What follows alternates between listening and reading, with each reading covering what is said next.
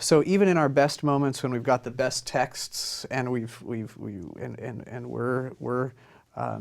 performing well in our capacity as teachers, we're using good methods, we're modeling good thinking. At least if your experience is anything like mine, there are still going to be a few students, right, whose looks on their faces suggest that they're not on board, they're not buying it. And one of the things, and that group can be larger or smaller, but one of the things that I'm really interested in is what do we do about them, right? So when some of the standard methods for fostering intellectual virtues aren't working, right?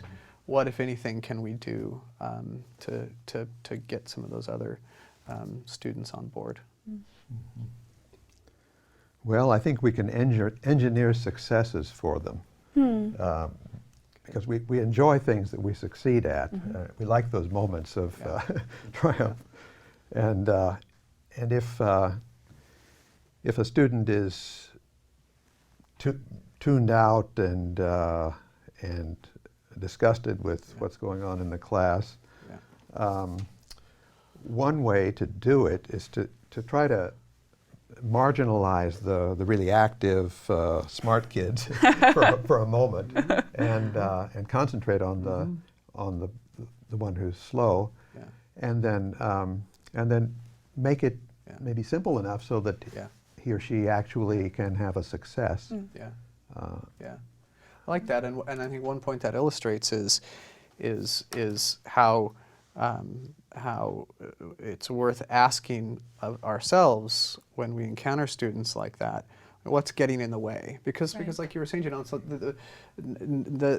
the goods that we're trying we're inviting them to pursue and enjoy are genuine goods. And so something's gotten in the way, and so asking what are the obstacles, what messages are they telling themselves that are getting in the way of their engagement? And I think often it will be something like, well, I can't do it, I'm not competent, right? Or I'm too afraid to fail, right?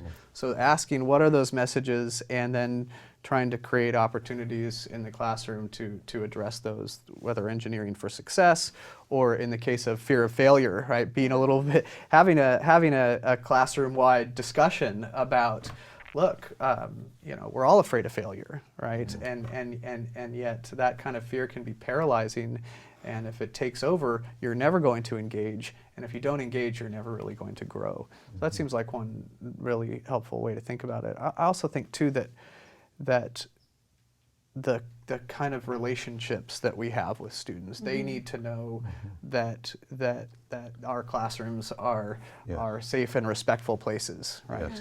And it's fascinating to me why that's the case, and I think at least part of why it's the case is that character change is profoundly personal, right? By trying to help them grow in these qualities, we're asking them to internalize new values and practices and habits. That's extremely personal.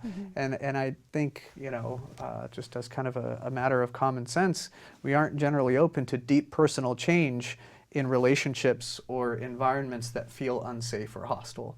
So being able to show students that, look, this isn't a classroom where you're going to get personally attacked. It's a classroom that I think classroom that values intellectual humility. Talking about placing values on certain things in the classroom, like elevating the value of intellectual humility, where it's as good or better to explain what you don't know or what you're struggling with, or to try to overcome something that you're struggling with, where that's rewarded just as much, if not more, than getting the right answer and getting it as fast as you can. Right. So.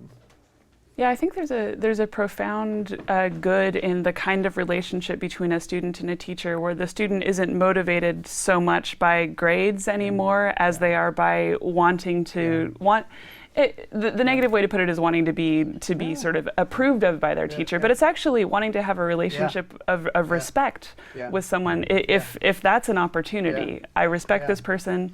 Yeah. And I know that if I do my best, they will respect me too. Yeah. That's so much better as a motivator Yeah. than any kind of Yeah. sort of selfish, I need to get an A in this so I can go to med school Yeah. kind of mentality. And wrapped up in that too, I think, is often the experience of admiration and emulation, right? Yeah. In the same way that I want to have a mutually respectful relationship with this person, or where together we're pursuing something that's good. I want to be like that person. I want to think like that person. I want to have the loves that person has. That's attractive. Yeah.